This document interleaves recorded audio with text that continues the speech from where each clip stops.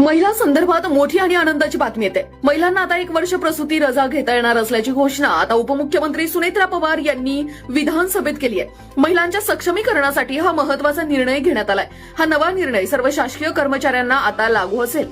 सध्या केंद्र शासनाच्या धर्तीवर 6 महिन्याची प्रसूती रजा मिळते, परंतु पुढे गरज भासल्यास कमाल 1 वर्ष वैद्यकीय प्रमाणपत्र शिवाय आता देय अर्धवेतन सहित 1 वर्ष प्रसूती रजा मिळणार आहे। बघूयात काय घोषणा झाली। केंद्र शासनाच्या धर्तीवर 180 दिवसाची प्रसूती रजा मंजूर करण्यात आलेली आहे।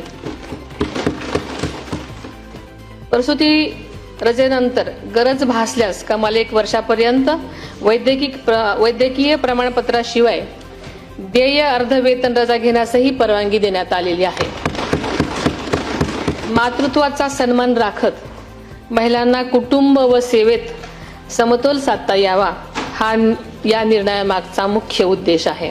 1 वर्षाची प्रसूती रजा घेणे आता शक्य होणार आहे। आपण पाहताय महिलांसाठी आताची सर्वात मोठी बातमी आहे।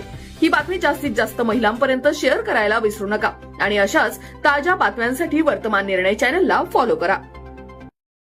वर्तमान निर्णय फक्त स्पर्धा परीक्षा विद्यार्थ्यांसाठी असलेले 12 पानी साप्ताहिक। यामध्ये तुम्हाला मिळणार एम्प्लॉयमेंट, भरती संबंधीच्या महत्त्वाच्या बातम्या, आठवड्यातील नियुक्त्या, आठवड्यातील चालू घडामोडी।